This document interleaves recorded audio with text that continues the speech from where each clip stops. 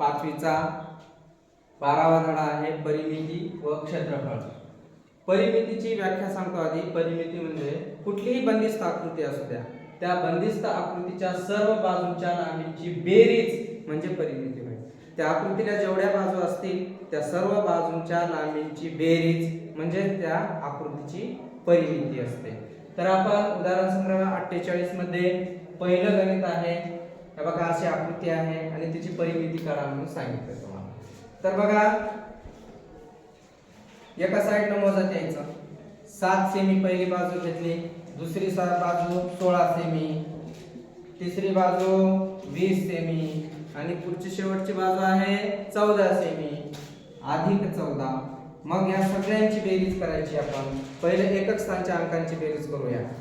आडवी बेरीज 4 अधिक 0 4, 4 आणि 6 10, 10 आणि 7 17, 17 ला 7, हातच्या आला 1। आता दशक स्थानच्या अंकांची बेरीज करूया। 1 अधिक 2 3, 3 आणि 1 4 आणि इथं दशक स्थानी नाहीच आहे अंक, नाही म्हणजे 0 होता।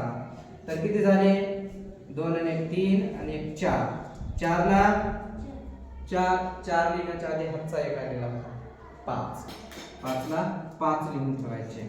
मग या आकृतीची परिमिती किती आली रे 57 सेमी मध्ये बाजू दिल्या म्हणून परिमिती या आकृतीची किती आली परिमिती बरोबर 57 सेमी। सेमी मध्ये लिहून टाकलं। आता नेक्स्ट सेकंड एक्झाम्पल आपलं। आता ह्या आकृतीची परिमिती काढा म्हणून विचारलंय आपल्याला। मग एका साइड पासून सुरुवात करायची। आता इथून सुरुवात करतो मी। तर बघा हे 8 अधिक हे 8 अधिक हे 18 अधिक पुढचे हे 12 अधिक शेवटची बाजू राहिलेली 18। तर विद्यार्थ्यांनो हे जे गणित केलं मी त्याच पद्धतीने मी परत काय करतो एकक स्थानच्या अंकांची बेरीज करतो।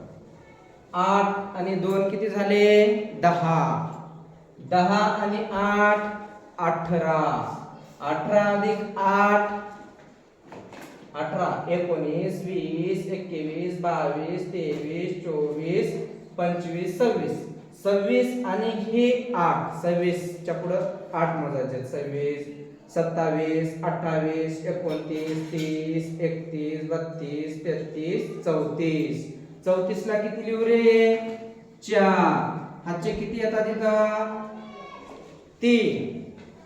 मग दशक स्थानच्या अंकांची बेरीज करूया। 1 अधिक 1 2 अधिक 1 3 आणि दशक स्थानी काहीच नाही 3 आणि हे 3 मिळून किती झाले 3 आणि 3 6। मग मी इथं किती लिहिणार 6। मग या आकृतीची परिमिती किती आली 64 मीटर मध्ये बाजू दिली आहे म्हणून मीटर आणि अगोदर शब्द लावायचा विद्यार्थ्यांनो परिमिती। मी खाली वाक्य लिहू शकलो असतो परिमिती बरोबर किती आली 64 मीटर। समजले गणित? ओके ठीक आहे लिहून घ्या व्यवस्थित।